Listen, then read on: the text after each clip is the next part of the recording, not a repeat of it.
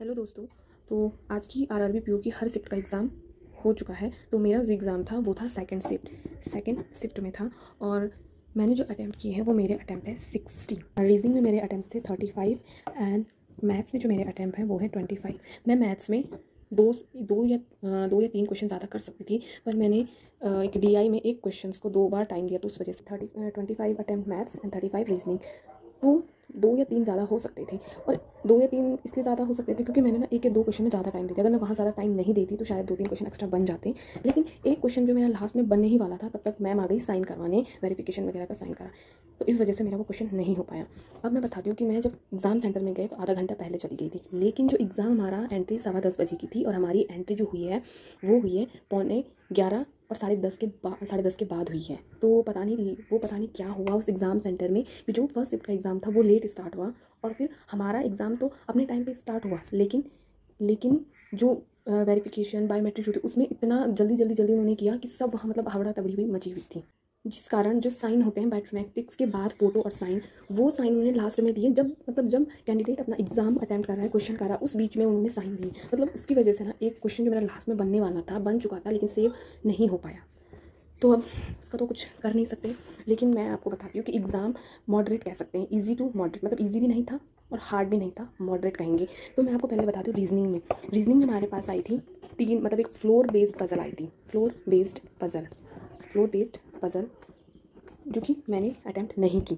मैंने पहले floor based puzzle आई थी और उसके बाद दूसरा आया था, मतलब इसमें 3 से 4 क्वेश्चन सिलॉक्स के थे, सिलॉलिज्म के थे, और वही 3 से 4 इनइक्वालिटीज़ थी, कोडिंग डिकोडिंग थी, कोडिंग डिकोडिंग थी। और उसके बाद 1 या 2 क्वेश्चंस मतलब न्यूमेरिकल्स नंबर सिस्टम से आए थे, नंबर सिस्टम से एक क्वेश्चन आया था। फिर एक क्वेश्चन आया था हमारा कि मीनिंगफुल वर्ड बनाने वाला, मीनिंगफुल वर्ड वाला क्वेश्चन आया था।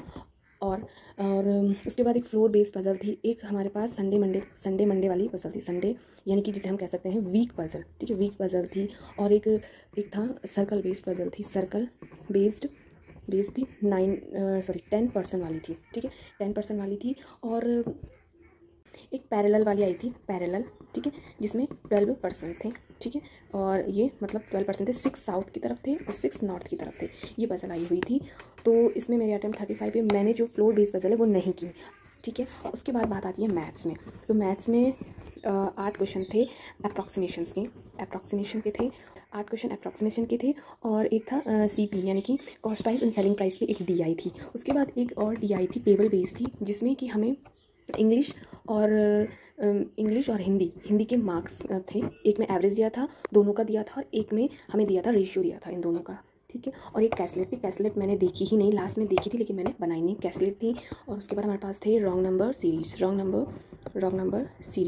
सीरीज़ मुझे ठीक लगी। 1 या 2 क्वेश्चन मैंने नहीं बनाए, लेकिन बाकी मतलब इजी बन जा रही थी, और रॉन्ग नंबर सीरीज़ थी। अब क्वेश्चन पूछते हैं अर्थमेटिक सेक्शन में। अर्थमेटिक में एक मिक्सचर का क्वेश्चन था जो मेरा लास्ट में बन चुका था लेकिन छूट गया था। मिक्सचर था, पार्टनरशिप थी, और एक इनकम बेस्ड क्वेश्चन था, और कंपाउंड इंटरेस्ट और सिंपल इंटरेस्ट वाला कोई क्वेश्चन था, और एक था हमारा प्रोबेबिलिटी वाला क्वेश्चन था। बाकी क्वेश्चन मैंने देखे नहीं, तो मुझे इतना बता नहीं सकती कौन थे, या फिर मैं थोड़ा बहुत याद नहीं आ रहा है इस वक्त। तो इसमें मेरे अटैम्प्ट थे 25 और इसमें मेरे अटैम्प्ट थे 35। तो अब मैं आपको बताती हूँ मैंने वहाँ किस तरीके से अपने मॉक को दिया। पहले तो टेंशन ये थी कि एग्ज़ाम लेट स्टार्ट हो, जो एग्ज़ाम सेंटर था मुझे वो बेकार, मतलब अच्छा नहीं लगा। वहाँ का जो भी चीज़ होगी, सर्वर वगैरह जो भी चल रहा था वो थोड़ा बेकार ही चल रहा था, जिस वजह से फर्स्ट शिफ्ट डिले हुआ। मैं आपको बताती हूँ कि मैंने वहाँ एग्ज़ाम हॉल में अपनी ये जो रीजनिंग मैथ्स किसे पहले अटैम्प्ट किया, तो मैंने पहले अटैम्प्ट किया रीजनिंग में मैंने पहले सिलॉक्स खोला, क्योंकि मुझे पता है कि अगर मैं पज़ल खोलती और एक भी पज़ल में मैं फंस जाती तो मेरा पूरा पेपर ख़राब हो जाता। तो मैंने पहले सिलॉलिज्म किया, देन इनइक्वालिटी की, फिर कोडिंग के क्वेश्चन आए थे, बहुत सिंपल थे, वो किए। फिर मैं आई पिक्चर करके था, मतलब ऑर्डर में करना पड़ता है, वो किया। फिर मैंने एक किया ब्लड रिलेशन वाला क्वेश्चन, ब्लड रिलेशन के 3 क्वेश्चन थे वो मैंने किए, ये भी शायद 2-3 क्वेश्चन थे, ब्लड रिलेशन के क्वेश्चन किए। फिर मैंने बनाई 10 सर्कल वाली, जिसमें कि सर्कल की तरफ अंदर बेस्ड सर्कल थी, बहुत इजी थी, इजीली बन चुकी थी, ये बनाई। और फिर मैंने जाके बनाई पैरेलल रो वाला, क्योंकि ना मेरा पैरेलल रो में बहुत लास्ट में बनाई, क्योंकि मुझे ना इसमें डर लगता है कि कुछ भी वाला लास्ट में बनाया, क्योंकि अगर इसमें एक भी गड़बड़ हो तो फिर थोड़ा सा मैं वहाँ पे स्टक कर जाती। तो फिर मैंने ये बनाने के बाद मैं गई, इसकी भी मैंने 2-3 क्वेश्चन मिसलेनियस के क्वेश्चन छोड़ दिए थे, मतलब मिसलेनियस तो फिर भी हो चुका था, लेकिन एक आध मिसलेनियस 4 और 5 ऑप्शन में से और हमें दिक्कत आना था, तो वो मैंने लास्ट में किया। उसके बाद आते मैथ्स में। उसके बाद मैंने जम किया मैथ्स में। मैंने मैथ्स में सबसे पहले अप्रॉक्सीमेशन किया, फिर मैंने DI की। मैंने पहले अप्रॉक्सीमेशन किया, फिर मैंने DI की है ये कॉस्ट प्राइस सेलिंग प्राइस वाली, फिर मैंने किया है DI की है ये इंग्लिश और हिंदी वाली, फिर मैंने रॉन्ग नंबर सीरीज़ की, फिर मैंने उसमें से 2-3 क्वेश्चन अर्थमेटिक्स के किए हैं। और इसके बाद जब मैंने मैथ्स के ये क्वेश्चन कर लिए थे, उसके बाद मैं गई अपनी फ्लोर बेस पजल मैंने छुई नहीं। उसके बाद मैंने अपनी ये संडे मंडे वीक पजल की थी, जो कि मुझसे बन गई थी। उसके बाद मेरे यहाँ 35 अटेम्प्ट की। फिर मैं यहाँ पे आई और मैंने फिर इसमें पार्टनरशिप का एक क्वेश्चन किया। फिर मैं मिक्सचर के क्वेश्चन में, जब तक मैंने मिक्सचर के क्वेश्चन का आंसर निकाला तब तक मैम आ गई एंड मैं उसे सेव नहीं कर पाई। तो उसकी वजह से बहुत थोड़ा सा मेरा मतलब 1 मार्क्स बढ़ सकता था।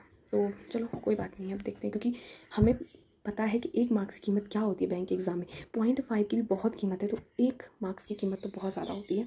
पर अब जो हुआ सो हुआ।